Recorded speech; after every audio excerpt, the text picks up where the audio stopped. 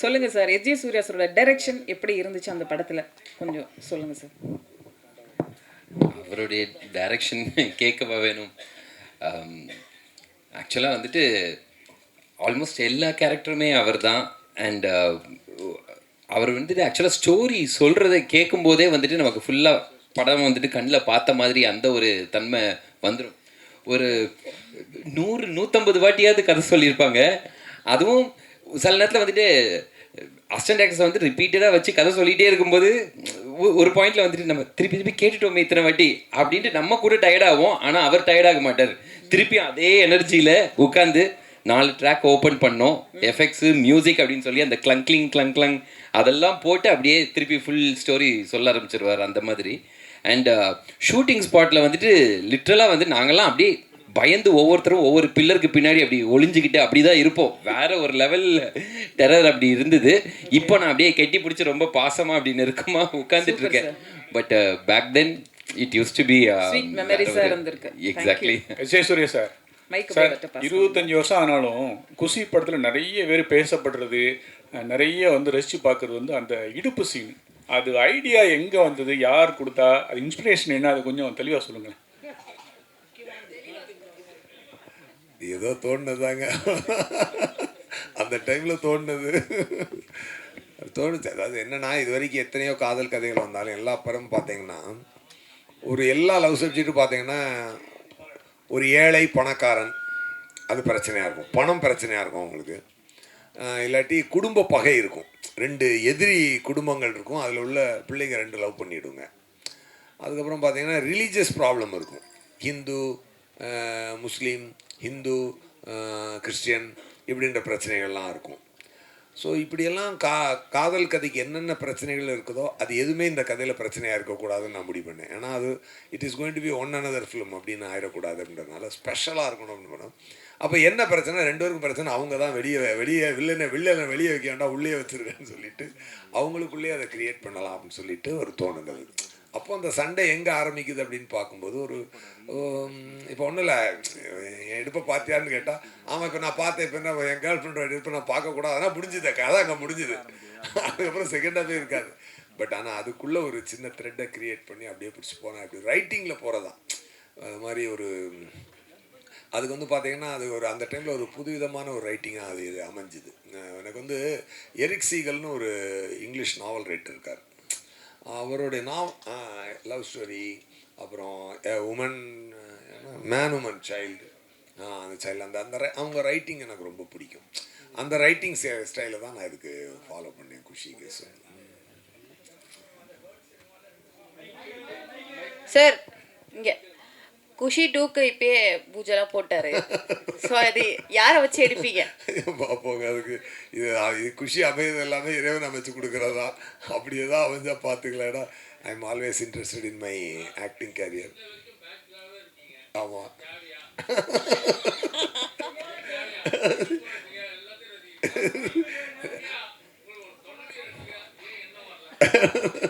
இல்லை நான் கொஞ்சம் ஃப்ரீ பேர்ட், நான் அப்படி ஃப்ரீயாகவே இருந்துடுறேன், விட்டுருக்கேன்.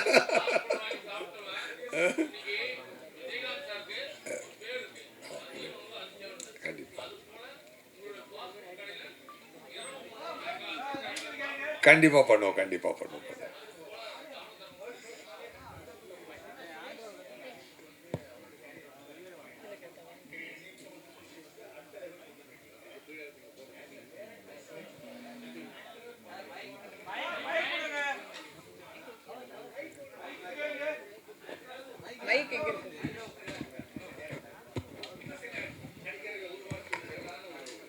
எனக்கு ஒரு சின்ன ஒரு ஃபீல் இருக்குது. இல்லை அப்படி எனக்கு ஸ்டார்டிங்லாம் கேட்குறேன் சார்.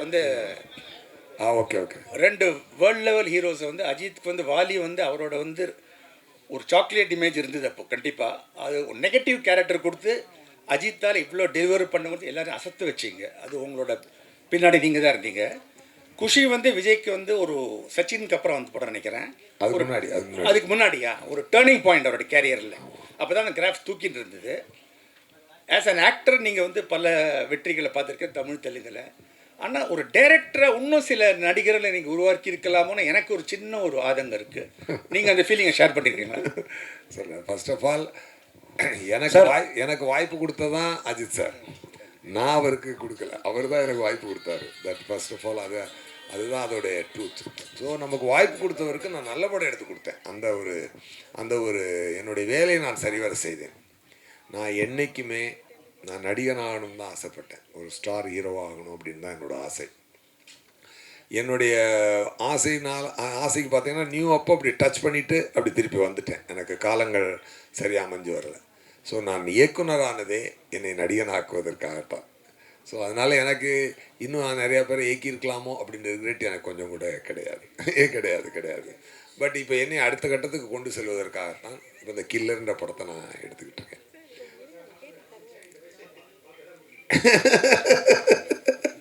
சூப்பர். அதனால் அதுதான் அது. ஸோ எனக்கு அதில் ரிக்ரெட் எதுவும் இல்லை. ஸோ நான் கரெக்டாக என்னுடைய லைஃப்பை நான் பிளான் பண்ணி எப்படி போகிறேனோ அது கரெக்டாக போகுது. Thank you so much.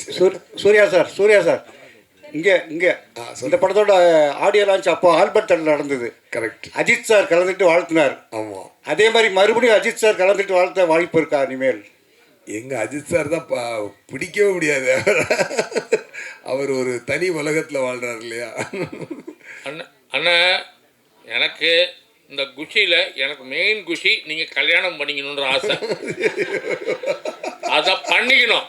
பண்ணுவோம். ஏன்னா இடுப்பு அழகை எல்லா அழகும் ரசிக்க தெரிஞ்சவங்க ஒரு மனைவியின் அழகை ரசிக்க தெரியாதா? பண்ணுவோம் சார். இதில் விஜய்க்கு இளைய தளபதி போட்டிருக்கீங்க, சூர்யா மேடமுக்கு இளைய நிலான்னு போட்டிருக்கீங்க பட்டம். அது யார் கொடுத்தது? இல்லை, நானாக தான் கொடுத்தேன். அது ஒன்றும் அதாவது என்ன அப்படின்னா, ஒரு மூன் என்பது ஒரு ஒரு அழகான ஒரு விஷயம். நம்ம எல்லாருக்குமே ஒரு கூலாக இருக்கும் இல்லையா? மூன் என்பது ஒரு ஸ்வீட்டான ஒரு விஷயம். அதனுடைய ஒளியை நம்ம ஒரு அருமையான ஒரு வார்ம்த் கொடுக்கக்கூடிய ஒரு ஒளி. ஸோ அது ஒரு நியூ ஆக்டராக அவங்க இன்ட்ரடியூஸ் ஆகும்பொழுது அவங்களுக்கு அப்படி ஒரு பேர் கொடுக்கலான்னு எனக்கு தோணுச்சு. படத்தில் அதே போல் ஓப்பனிங் ஷாட்டே கிளைமேக்ஸை காமிட்டிருப்பீங்க. ஆமாம். பழைய படங்கள் சில படங்களை காட்டியிருப்பாங்க. ஆனால் இது தைரியமாக கிளைமேக்ஸே ஓப்பன் பண்ணுறேன் அப்படின்னு வச்சது அவர் ப்ரொடியூசர் ஏதாவது சொன்னாரா? இல்லை, என்னென்னா சார் எப்பொழுதுமே சப்போர்ட்டு தான். அவர் ஏன்னா ஒரு விஷயம் நல்லா இருக்கும்பொழுது அவருக்கு அவர் எதிர்த்து சொல்ல போகிறது இல்லைல்ல. நல்லா இருக்கிறதுக்கான சப்போர்ட்டாக நல்ல விஷயங்கள் சப்போர்ட்டாக கொண்டு வர வழியை அதை எதிர்த்து அவர் சொல்ல போகிறது இல்லை. இப்போ என்னென்னா, நான் நேரேட் பண்ணும்போது உங்களுக்கு படம் பார்க்குற மாதிரியே சொல்லிவிடுவேன் கதை. அதனால் அவங்களுக்கு அந்த டவுட் வராது. இப்போது தமிழ் சினிமாவில் பார்த்தீங்கன்னா நிறைய படங்கள் தேக்கத்தில் நிற்குது அப்படின்னு சொல்லியிருக்காங்க. பல பேர் அழுகிறதுலாம் உங்களுக்கு கேட்கும் அந்த குரல்லாம். பட் ஆனால் இந்த படங்கள் ரீரிலீஸ் வரும்பொழுது தேட்டர்கள் ஃபுல்லாகிடுது. அப்படி இருக்கும்போது எங்கள் படம்லாம் வரமாட்டுது, ஏன் இதை நீங்கள் ஸ்டாப் பண்ண மாட்டீங்க? நிறைய பேர் குரல் கொடுக்குறாங்க. அதாவது என்னென்னா சார், எதுவுமே ஒரு காலகட்டத்தில் ஒரு விஷயங்கள் நடக்கும். அந்த காலகட்டத்தில் நம்மளை வின் பண்ணிக்கிற மாதிரி விஷயங்களை நம்மளே செஞ்சு உடச்சி வந்தால் தான் உண்டு. இங்கே பாரதிராஜா சாருக்கும் மகேந்திரன் சாருக்கும் மணிரத்னம் சாருக்கும் சங்கர் சாருக்கும் எல்லாருக்குமே யாருமே ரெட் கார்பெட் போட்டு கூட்டு வரல. எஸ்ஜே சூர்யாவுக்கும் செல்வராகவனுக்கும் யாருக்குமே ரெட் கார்பெட் போட்டு வாங்கடா படம் எடுங்கன்னு கூட்டிகிட்டு வரல. நம்மளே உடச்சி அந்த இடத்துல தனக்கு ஒரு இடத்த பிடிச்சிக்கணும், அவ்வளோதான். சில நேரம் நம்மளுக்கே இடம் இல்லாமல் போயிருக்கு. இதே எஸ்ஜே சூர்யா 2008 2015 வரைக்கும் எங்கே இருந்தானே தெரியாமல் போயிடுச்சு. அப்படி ஒரு காலகட்டத்தை நானும் சந்திக்க வேண்டி வந்தது. ஒரு ஏழரை சுற்றுற மாதிரி சுற்றிடுச்சு. அதுக்கு ஒன்றும் அதை நம்ம ஃபேஸ் பண்ணி தான் ஆகணும். ஸோ அந்த மாதிரி அப்போ சினிமா என்பது என்றைக்குமே நல்லாயிருக்கும். அந்த நல்லா இருக்கிற சினிமாவில் நாம் இருக்கோமான்னு பார்த்துக்கணும், அவ்வளோதான். உண்மையாகவே இன்றைக்கி கிட்டத்தட்ட 2000 ரிலீஸ் ஆன ஒரு குஷி இன்றைக்கி 2025 அதை பற்றி பேசிட்டு நம்ம உட்காந்துருக்கோம். இன்றைக்கி நம்மளும் லைம்லைட்டில் படம் பண்ணிகிட்டு இருக்கோங்கிறது இறைவனுக்கு நம்ம முதல்ல ஒரு நன்றியை சொல்லிவிட்டு, இன்னும் உத்வேகத்தோடு இதை குஷியோடு நான் சிறப்பாக இப்போ பண்ணிகிட்டு இருக்க கில்லரை பண்ணணுன்ற பயமும் ஒரு வேகமும் தான் வருதே வழிய மற்றபடி. ஸோ நீங்கள் கேட்ட கொஸ்டினுக்கு ஆன்சர் என்னென்னா, அந்தந்த காலகட்டத்தில் நம்மளாக உடச்சி தான் வெளியே வரணும். யாரும் நம்மளை வாங்கன்னு சொல்லி கூப்பிடவே மாட்டாங்க. அதுதான் பாயிண்ட். ஸோ அதை தான் ஃபாலோ பண்ணிக்கணும் மற்றவங்கன்றது என்னோட request. Ratnam sir, thanks for giving great evening. ரொம்ப என்ஜாய் பண்ணோம் எல்லாருமே. சூப்பர் மேடம், எப்படி இருக்கீங்க? நல்லா இருக்கீங்களா? சூப்பராக இருக்கேன் சூர்யா. அண்ட் ஃபேமிலி ஷோ போடுங்க மீடியாவுக்கு. அதாவது எவ்ரிபடி ஷுட் என்ஜாய். நோ த ஃபேமிலியோட என்ஜாய் பண்ணி இன்னும் கத்துவோம், கூத்தடிப்போம் எல்லாருமே. சரி, சவுண்டு இந்த பக்கம் அதிகமாக வந்துச்சா அந்த பக்கம் அதிகமாக வந்துச்சா சொல்லுங்கள். சவுண்ட் எந்த பக்கம் அதான் எனக்கு ஆச்சரியமாக இருந்தது. இதில் லேடிஸ் வந்து கட்டிப்பிடி அம்சோர் கேட்குறாங்க. அப்போ ஆடியன்ஸு இது வரைக்கும் கில்லியில் பார்த்தீங்கன்னா மாஸ் சாங்ஸு. சமீபத்தில் ஒரு டென்டல் டாக்டர் மீட் பண்ணுவாங்க. அவர் வந்து கில்லி ரிலீஸ் ஆகும்போது அவர் படமே பார்க்கல இந்த தியேட்டரில். ஒரு டாக்டர் சார் ரிலீஸ் 5 வாட்டி பார்த்தேன் சார். ஒரு டாக்டர் வந்து 5 வாட்டி பார்த்தோன்னே எனக்கு மகிழ்ச்சியாக இருந்தது. இப்போ சார் கேட்டார்ல ரிலீஸ் திருப்பாருன்னு. இப்போது அந்த லெவலுக்கு ஒரு ஸ்டாண்டர்டாக படம் எடுத்தது. எல்லா படம் ரிலீஸ் எல்லாம் ஓடும்னு தெரியாது. அந்த படங்கள் வந்து திருப்பி இன்றைக்கும் ரசிக்கிற மாதிரி இருந்தால் தான் அவங்க வருவாங்க. இல்லைன்னா அவங்க டைம் வேஸ்ட் பண்ண மாட்டாங்க. நேச்சுரல் அப்படி தான், பணம் வேஸ்ட் பண்ண மாட்டாங்க, டைம் வேஸ்ட் பண்ண மாட்டாங்க. கண்டிப்பாக இந்த படம் நீங்கள் ரசித்த மாதிரி பெரிய வெற்றின்னு எதிர்பார்க்குறோம். இல்லை இந்த மாதிரி ரீரிலீஸ் படமா? ஏன்னா தொடர்ந்து நீங்கள் வந்து ரீரிலீஸ் இப்போ பண்ணிட்டு இருக்கீங்க சார். வெற்றி படங்கள் எல்லாமே வந்து ப்ராஃபிட்டான படங்கள் தான் சார். நாங்கள் வந்து கம்பேரிட்டிவாக நான் கேட்குறேன் சார். எதுக்கு கேட்குறேன்னா பிஸ்னஸ் எப்படி இருக்குன்றது. ஏன்னா ஸ்டாண்டர்ட் ஆஃப் த ஃபிலிம்ன்றது பழைய படங்கள் இருக்கிற தரம் இப்போ இருக்கிற படங்களுக்கு இருக்குதா ஆடியன்ஸ் மத்தியில் அப்படின்றது தான் என்னோட கேள்வி. ஏன்னா அதை வச்சு தான் ரெவென்யூவே. சார் ரொம்ப நுட்பமான கேள்வி தான் கேட்பீங்க நீங்கள் எப்போதுமே. ஆக்சுவலாக என்னென்னா பழைய படங்களில் வெற்றி அடைஞ்ச நல்ல படங்கள் மட்டும்தான் ரீரிலீஸ் பண்ணப்படுது. இப்போ புது படங்களில் வந்து நல்ல படங்களும் இருக்குது, சாதாரண படங்களும் இருக்குது. இப்போ ஒருவேளை இன்றைக்கி உள்ள நல்ல படங்கள் இன்னொரு 20 வருஷம் கழித்து ரீரிலீஸ் ஆகலாம். அதனால் வந்து ரீரிலீஸை வந்து வெற்றி அடைஞ்ச படங்களை தான் பண்ணுறோம். அதனால் அதோட வெற்றி வந்து ஏற்கனவே ஓரளவு தீர்மானிக்கப்பட்டுருதுன்னு நினைக்கிறேன். நன்றி சார். நன்றி. எஸ் ஏ சூர்யா சார், குஷி 2 பற்றி பேசினாங்க. குஷி 2 வந்து இப்போ விஜய் சார் நிப்பாட்டிட்டாரு. ஆனால் அவர் பையன் வந்து விஜய் சார் மாதிரி அவ்வளோ அழகாக இருக்கார். அவரை வச்சு எடுப்பீங்களா? அதுமாதிரி ஜோதிகா மேடத்துக்கும் பெரிய பொண்ணு இருக்காங்க. அவங்கள வச்சு 2 பேர் வச்சு ரத்ன சாரை வச்சு நீங்களே டைரக்ட் பண்ண ஒரு வாய்ப்பு கிடைச்சா பண்ணுவீங்களா? நீங்களே ஒரு காஸ்டியை ஃபுல்லாக ஃபிக்ஸ் பண்ணி கொடுத்துட்டீங்க. Wonders cannot be made, wonders should happen. இப்போ wonder has to happen, it will happen. இல்லை நீங்களே நடிக்க வாய்ப்பு இருக்கு. சூர்யா சார், நியூ படம் ரிலீஸ் பண்ண வாய்ப்பு உண்டா? ஏன்னா நீங்கள் தான் ஹீரோ, ப்ரொடியூசரு. அது இல்லாமல் வந்து நடிப்பு அரக்கன். ஆனால் இப்போ வந்து தமிழ்நாட்டில் நடிப்பு அரக்கன் இல்லை, யாரோ புதுசாக ஒரு நடிப்பு அரக்கன்னு சொல்லிட்டு உங்களே மிமிக்ரி பண்ணுறாங்க. அதுக்கு ஏதாவது பதில்? இல்லை நியூ ரிலீஸ் பண்ணுறேன். ஆமாம், ரெடி ஆகிட்டு இருக்கு. பிரிண்ட் ரெடி ஆகிட்டு இருக்கு. பிரசாத்லாம் அதோடைய டிஜிட்டைசிங் நடந்துக்கிட்டு இருக்கு. டிஐ போய்கிட்டு இருக்கு. ஆமாம், ப்ராசஸிங்லாம் இருக்குது. அதனால் மோஸ்ட் ப்ராபப்ளி ஃபெப்ரவரி சம்மர் அது இதுக்கு பண்ணலாம், லவர்ஸ் டேக்கு பண்ணி விட்டுலாம்.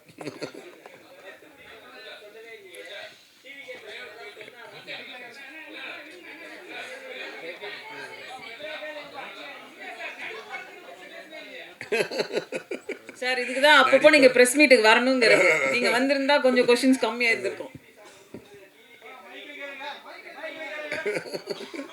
அவர் இளைய தளபதி விஜயா தான் என் கூட உட்காந்து பார்த்தார். அதை நல்லா ஹாப்பி. அவர் ரொம்ப ஹாப்பி. அவருக்கு என்ன ரொம்ப பிடிக்கும். அவருக்கு ஆக்சுவலாக என்னென்னா தன்னுடைய வேலையை எல்லோரும் கரெக்டாக பார்க்கும்போது அவர் அதை ரொம்ப சந்தோஷமாக அது பண்ணார். அந்த எல்லா சீனுமே அவர் என்ஜாய் பண்ணி நடித்தார். அவர் ரொம்ப ஹாப்பியாக பண்ணார். அந்த எக்ஸ்ப்ரெஷன்லாம் அப்படியே நல்லா உள் வாங்கிட்டு பண்ணுவார். ரொம்ப நல்லா இருக்கு சார்.